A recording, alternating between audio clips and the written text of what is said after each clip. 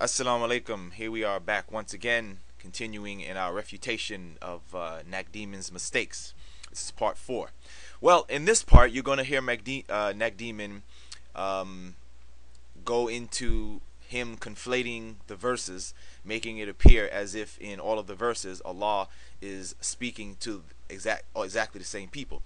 It's clear that yes, he's speaking to the Christians from the people of the book, but what Nakdimon ignores, and what I already shown in the other videos, is that he's addressing different groups amongst them. That's why in each verse he starts off by saying, certainly, and I said this before, I'm repeating myself again, and basically that's what it appears that his videos are. They're just rehashing the same arguments over and over again, and in any responses I make, I'm basically repeating myself, you see. But again, I had said this in our previous video, that yes, he's addressing the people of the book, but he's addressing different groups amongst them. That's why each verse starts differently. Certainly they disbelieve who say that Jesus is the Messiah.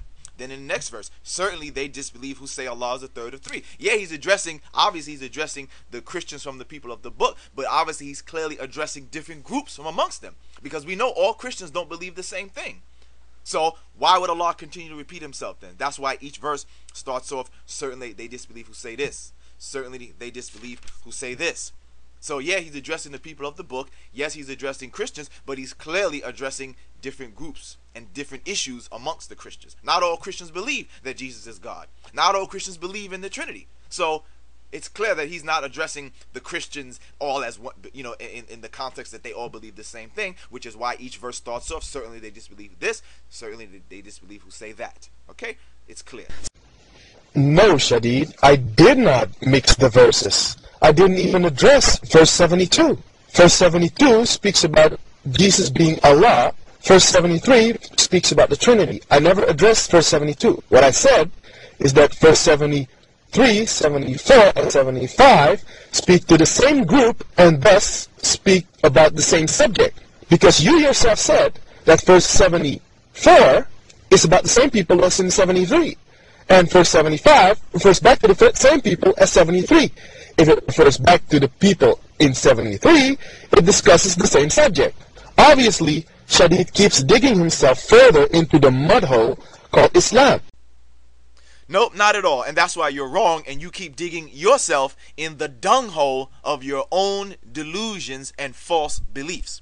Because verse 75 is not going back to verse 73 because it's not dealing with the Trinity. I already gave you the commentaries showing that the verse has nothing to do with the Trinity, that it's not referring to the Trinity, that is dealing with Jesus being a man and not God because he was born from an ordinary woman. So it has nothing to do with the Trinity. So it's not going back to verse 73 at all. I've already shown that. I'm not going to repeat myself. Go back to the other videos and look at it again. Okay, so moving on to the next subject. Now, here you will hear a clip where I explained that verse 75 is explaining how Jesus is an ordinary man because he was born from an ordinary woman. Somehow, in the crazy delusional mind of Nakdimon, he assumes that he made a point. He puts bingo at the end of my explanation. He puts bingo as if I somehow confirmed what he said. I did not confirm anything that you said, sir. Are you out of your damn mind? He puts bingo as if I somehow said and confirmed that yes, the verse says that Mary was part of the Trinity. Where's he getting that from? Where's he getting that from other than in his own delusional mind? Let's take a look at it. This is not addressing Mary being part of the Trinity. It is addressing the context that Jesus is not God, and so his mother, being a normal woman, obviously had to give birth to a normal child, not a God child. So as you can see, he puts bingo as if, you know, like I somehow confirmed his point or something. Did you not hear me say that it's about Jesus not being God because he was born from a normal woman? Nothing about the Trinity. I didn't confirm anything that he's claiming. He's claiming that this verse is about going back about the Trinity. Did I say that? My explanation has showed that it's not about the Trinity. I'm repeating myself. I even gave the commentaries of from other people who've done the commentaries of the Quran, showing that it's not about the Trinity. It's about Jesus being a normal man, not God, because he was born from a regular woman. Nothing about the Trinity. It's only about Jesus being a man, because how could a God be born from a regular woman? It's not about the Trinity. Yet he puts bingo as if I somehow confirmed his point or something. Is this guy clearly not in a state of delusion, everyone?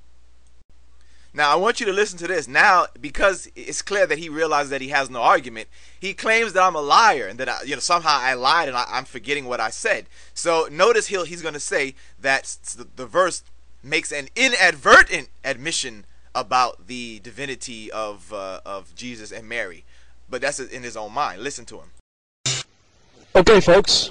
A good liar has to have an impeccable memory to keep track of all his lies. Obviously, Shadid needs more practice. First of all, idiot, what did I lie about? I've been saying from the very beginning that the verse is not dealing with the Trinity, and I've never wavered from that position. So what did I lie about exactly? This guy is a joke. This rapper idiot is a joke. Nakdimon, stick to being a rapper and get off this apologetic stuff. Notice that Shadid said that Allah is saying in verse 75 that Jesus is an ordinary man because Mary was an ordinary woman. This is an inadvertent admission that this verse is an attack upon both their divinity. Nope, just Nakdimon's opinion. But again, we already gave the commentary that showed that it's not about that at all. So he's just repeating himself. He's desperate. He's clearly desperate. Stick to being an idiot rapper, and you're not even good at that. Because the argument is not Jesus used to eat food. The argument is both used to eat their food. A point I have been making from the get-go, which Shadid has been opposing from the get-go, but now admits to. You know, I love how they make their own straw man arguments and then claim that they have a victory when they say something that you didn't say. Sir, I never said that. My position is that the reference to the eating of the food is that Jesus was born from an ordinary woman. Your position is that the eating of the food is a denial of her being a God and a member of the Trinity. I'm saying the eating of the food is to show that Jesus is like the verse starts off with. The verse starts off very clearly. The Messiah, son of Mary, was only a messenger. Therefore, the reference to him and his mother eating the food shows that he can't be God because he is born from a human woman, a regular woman. That's my position, that the eating of the food refers to that, not denying that she's a member of the Trinity, because I'm staying with that position as the commentaries that I've shown from the other commentaries of the Quran, showing that it's their position as well. That this shows that Jesus can't be God because his mother was a regular woman, a normal human being. It's not even addressing the fact of the Trinity. It's addressing who Jesus is, that he's a man, that he can't be God because his mother's a regular woman. Not that she's denied being a member of the Trinity or being a God. It's that she's a regular human being, therefore he can't be God because of that. How can this only deal with the divinity of Jesus and not with the divinity of Mary? Because nowhere in the previous verses is she mentioned as being a god or a goddess or a member of a godhead.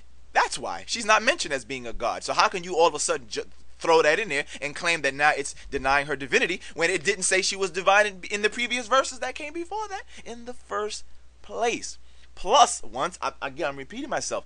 Plus, then when you go to verse 76 and 77, we see the tafsirs that you used show that the major issue is what? The divinity of Jesus. That they exaggerated in their religion by making him a God. It didn't say them, it said him. So that's the issue. It's Jesus and his divinity. So that's why, Nakdimon, is that simple.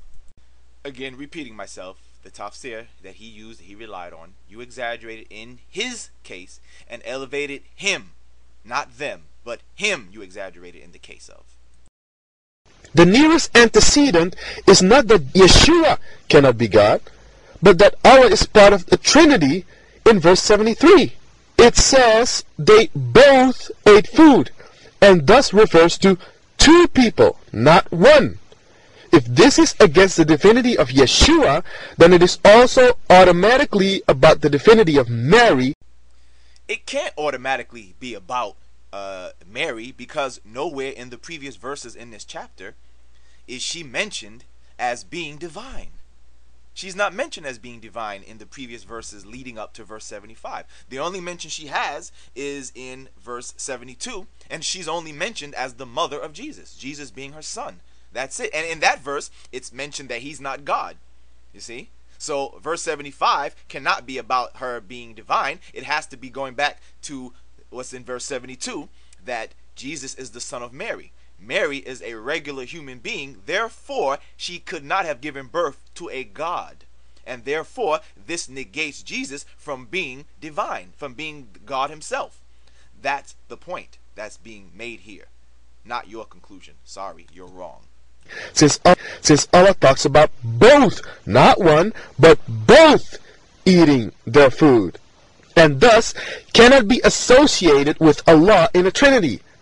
So Shadid just proved my reading is the correct reading, since according to him, if this was an attack on Mary's divinity, the text should have said that Mary is an ordinary woman. But according to his previous statement, it doesn't say that. Remember, Shadid, what you said? Oh, I remember very clearly what I said on Pal Talk, and I see the way that you take that and twist it, and then throw it out according to your own twisted, delusional interpretation. When I said it would have to address her, showing that she's an ordinary woman, I meant in the case it would have to make it clear that it's negating her being God. Instead, what I'm referring to here about her, or speaking of her as an ordinary woman, is in the case to support the idea that Jesus can't be God. You see, because the verse starts off addressing Jesus, that he was only a messenger. You see, and so when Mary is brought into the picture, it's only in the idea of supporting the further fact that Jesus can't be God, because he is born from this normal human woman. Not talking about her divinity, but talking about Jesus, that he can't be God because he's born from a regular, ordinary woman. And this is how she's entered into the verse. Not entered in as in addressing her divinity or negating it. It's she's entered in to support the idea that, look, you people claim Jesus is God, but how can he be God if he's born from a regular woman? Nothing to do with the Trinity, nothing to do with her being divine. That's in the context that I was speaking, but you took that and twisted it because you really have no real argument, as usual. And here, yet again, another commentary supports my position. The commentary of Quran by Muhammad Asad says of this verse, chapter 5, verse 75, the purport of this passage is that Jesus was but a mortal like all other apostles who lived before him, and that Mary never claimed to be the mother of God. Thank you very much. Yet again, another commentator on the Quran supporting my position, that Mary's mention in this verse as eating food with Jesus is that Jesus, this further supports the idea that Jesus cannot be God. God cannot be given birth to from a human. First of all, God cannot be born at all. But this is showing that Mary gave birth to a regular man, therefore negating Jesus being God, because it's just impossible or preposterous to believe that the Almighty God will be born of a regular woman, or any woman for that matter. Which therefore was exactly my point from the beginning, which you took and twisted it and then threw it back out as if you had an argument, or as if I confirmed your point, when in fact I never confirmed your point at all. I've stuck to my position very clearly, and I've given you the commentators that also show that that position is correct. That this verse is mentioning Mary as being the mother of Jesus, therefore negating the fact that Jesus could be God, because there's no way that God Almighty could be given birth, but could be birthed by a regular woman. Not rejecting her being a member of the Trinity or her being God, but showing that her relationship to Jesus makes him not God, and the commentators agree with that. So